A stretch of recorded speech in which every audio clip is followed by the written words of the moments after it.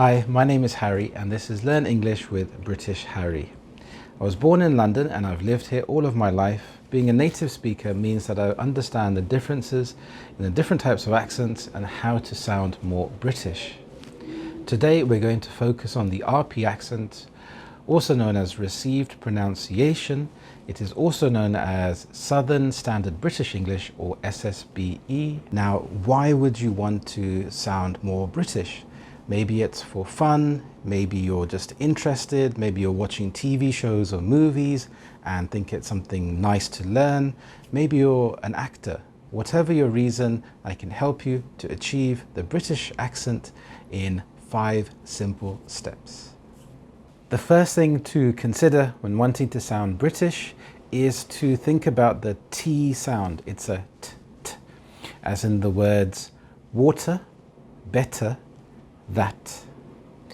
If we look at the word test, it's pronounced as a t, test, rather than dest. So it's a very audible t, t sound. There is something called the glottal stop, which happens when you are connecting words in a sentence. So when you're speaking naturally, it sounds a bit unnatural to keep pronouncing every t sound. I could say, "What are you doing?" If I was saying that within a sentence, if I was speaking very fast, I could say, "What are you doing?" So that sound, that what sound happens when you stop making the t sound. Let's try some sentences.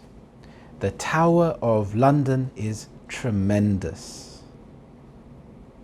The Tower of London is tremendous. Enjoy some afternoon tea when you reach Covent Garden. Enjoy some afternoon tea when you reach Covent Garden. Hampton Court is a fascinating place. Hampton Court is a fascinating place. The second sound to consider to sound more British is the R sound, which is very important. If a vowel follows an R, it is silent, as in care, earth, 40. If the R is at the end of a word, it is silent, as in car, far, door.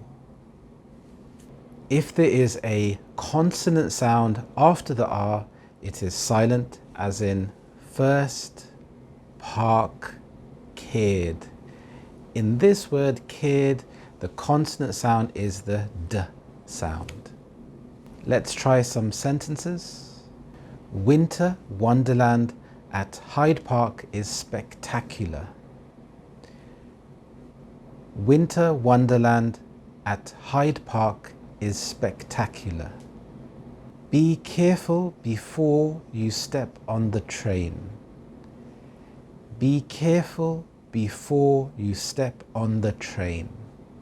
The London Eye is a bit far, but it's worth visiting. The London Eye is a bip far, but it is worth visiting. If a vowel sound is after the R, then you can pronounce the R. Kew Gardens is beautiful.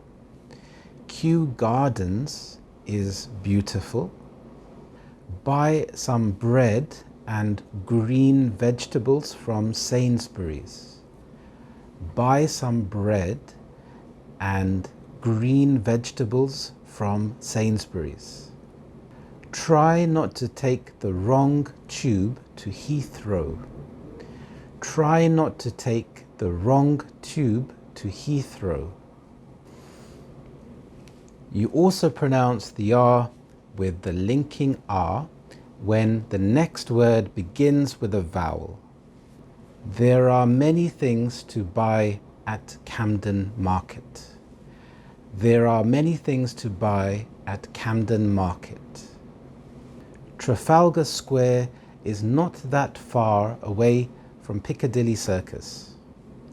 Trafalgar Square is not that far away from Piccadilly Circus.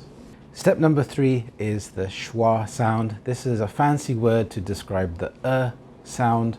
For example, in the words her, shorter, faster. Here you keep your mouth quite relaxed and your tongue flat to make the sound. Step number 4 is the TH sound. Now you have two different types. You have voiced and unvoiced. There are no definitive rules, but there are some guidelines that can help you as to when to make the particular sound. The unvoiced TH is made with ear, and generally it's at the beginning of words such as 30, Thursday. The main thing to notice is that the position of the tongue is the same for both sounds. With the unvoiced TH, you pronounce this at the beginning of content words. These are words that add meaning to a sentence. These could be nouns, adjectives, verbs, or adverbs. The TH at the end of a word is usually unvoiced, such as worth or teeth. Function words usually have a voiced TH. These are grammatical words that don't add much meaning, but are important for the structure of the sentence. For example, this, that, these, those. Lastly, we have the V and the W sound. The V sound is made as a V, so your top teeth touch the bottom lip very slightly, as in the words very, violin. With the W sound, it's nice to think of the starting position as a small O. For example, wait, water, waffle. These are just some of the tips to help you to sound more British. The best way to learn to sound more British is through lots of practice. Watch lots of British TV shows, lots of British movies. Try to read out aloud, maybe in front of a mirror, or record yourself reading from a book or a newspaper article, and then when you listen back, try to implement some of these tips, even if it's one or two. There are many other facets to sound more British.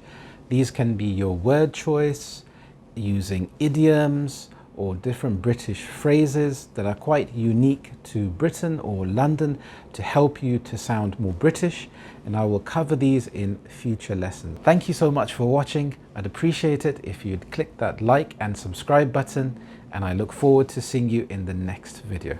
Bye-bye.